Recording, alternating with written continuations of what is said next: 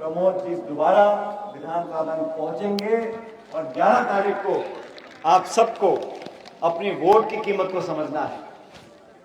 ये उपचुनाव इसलिए हो रहा है क्योंकि यहाँ के जो भाजपा के विधायक थे उनको न्यायालय ने अयोग्य माना।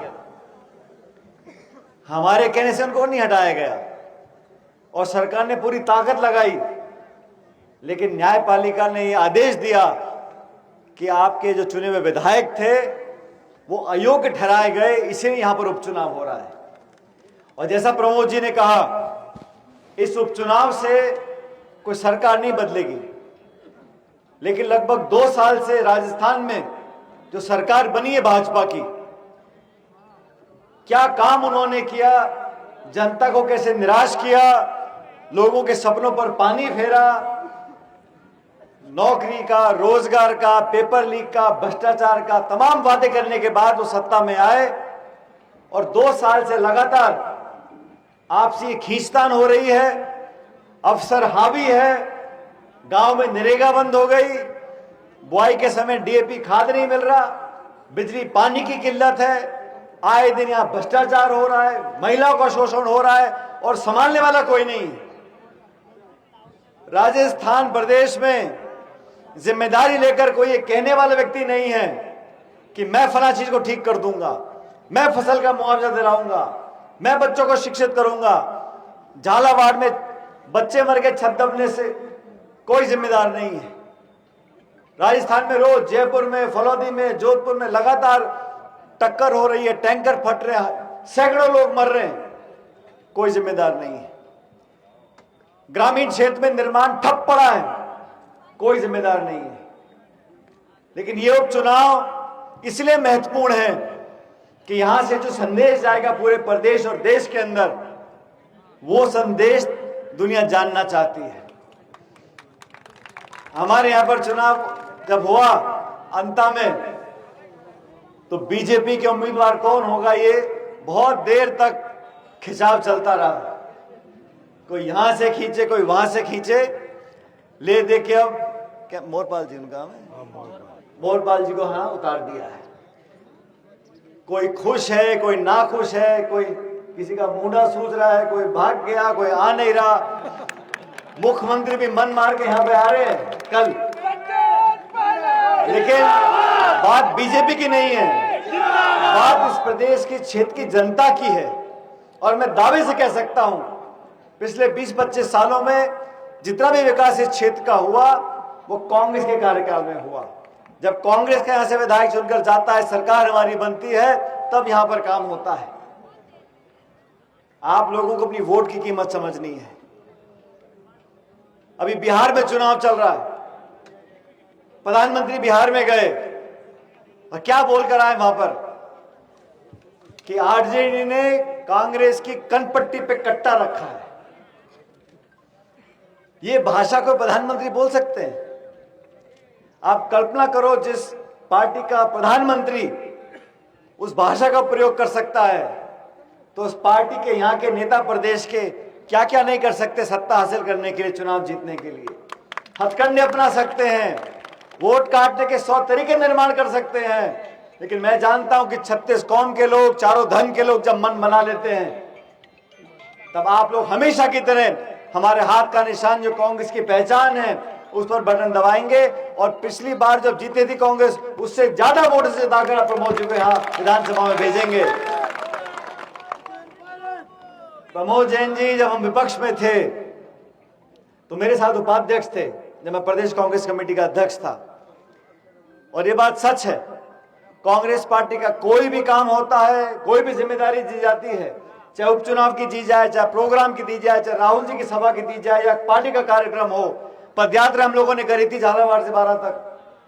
पार्टी का कोई कार्यक्रम होता है तो प्रमोद जी और पूरी उनकी टीम हमेशा तन मन धन से कांग्रेस पार्टी का काम करती है। और यही कारण है आज कि पूरे राजस्थान के तमाम कांग्रेस के नेता आज इस उपचुनाव में अपनी उपस्थिति लेने के लिए आए हैं, अपना सहयोग देने के लिए आए हैं। और कांग्रेस का पूरा परिवार एकजुट होकर चुनाव लड़ रहा है। उम्मीदवार प्रमोद जी हो सकते हैं, लेकिन हार जीत पार्टी की होगी और कांग्रेस पार्टी ये चुनाव जीतेगी, तभी 3 साल के बाद हम यहां सरकार बनाएंगे। इस बात को याद रखना। मेरा आप सबसे निवेदन है, चुनाव के समय बहुत सारी बातें निकलती हैं, हर नेता हर उम्मीदवार अपनी बात रखता है, लेकिन आपको संयम से काम लेना है, सोच समझ के अपने वोट का इस्तेमाल करना है। और यही बात राहुल गांधी जी हमेशा बोलते हैं कि विनम्रता, प्यार, मोहब्बत से उन्होंने यात्रा निकाली 4000 किलोमीटर की, केरला से कश्मीर तक भारत को जोड़ने की। उसी रास्ते पर कांग्रेस पार्टी को चलना है कि सबको साथ लेकर चलें। ये तेरा मेरा, हिंदू मुसलमान, जाति भाषा लिंग में लोगों को बांटकर जो बीजेपी काम करती है उससे हमें बचना है। इस क्षेत्र में कई बार आने का मुझे मौका मिला और आज हम सब तमाम साथी विधायक, पूर्व विधायक, आज भाई जी के साथ हम लोग पूरे शहर में घूमे, लोगों को मिले और जिस जोश के साथ आप लोगों ने स्वागत सम्मान किया उसे देखकर मुझे लगता है कि ना सिर्फ हमारी जीत होगी लेकिन बहुत मोटी जीत होगी, ताकि पूरे संदेश मैसेज राजस्थान में जाए कि हम लोग पूरी टीम जीत कर आई है।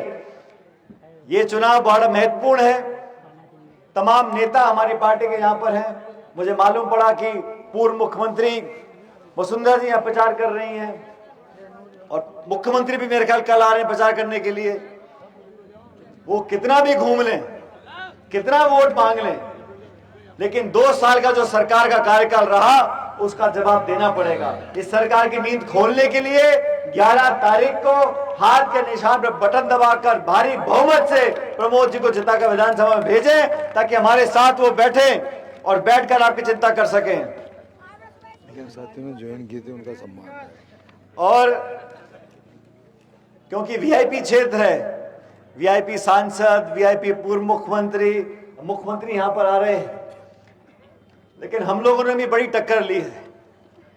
जब वसुंधरा जी मुख्यमंत्री थी तो उनके 163 विधायक थे, हम लोग 21 विधायक थे, लेकिन फिर भी इतिहास गवाह है 5 साल तक चैन से नहीं बैठने दिया, रोज नाक में डकेट डाल के रखी थी। और हमारा झगड़ा व्यक्तिगत नहीं है, हमारी जाति दुश्मनी किसी से नहीं है। सरकार के काम करने के तरीके से, आपके भ्रष्टाचार से, आपके नियम से, आपके सरकार कार्रवाई, आपका प्रशासन अगर गलती करेगा, किसानों पे गोली चलाएगा, किसानों पे लाठीचार्ज करेगा,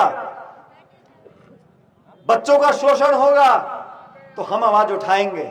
आज हम फिर विपक्ष में हैं और फिर बताना चाहता हूं, पूरी कांग्रेस पार्टी, पूरा परिवार एकजुटता से खड़ा है। इस चुनाव के माध्यम से पूरी पार्टी की एकता आपके सामने आ गई है और ये चुनाव जीतने के बाद अगला लक्ष्य 2028 का है, वहां पर भी 2/3 बहुमत लेकर सरकार बनाएंगे ताकि प्रदेश के लोगों की हम सेवा कर सकें।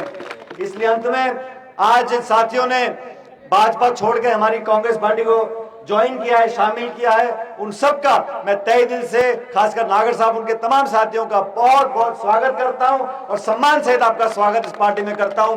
उम्मीद रखता हूं कि आप इस चुनाव में और हमारी मदद करेंगे और आप सब लोग, परमपिता परमेश्वर से कामना करता हूं, आप लोग जिस तरह आज मुस्कुरा रहे हो ऐसे ही मुस्कुराते रहो, हंसो, खेलो, फलो, फूलो, आगे बढ़ो। आपके बच्चों को भगवान बहुत तरक्की दे। बहुत बहुत धन्यवाद। राम राम साहब।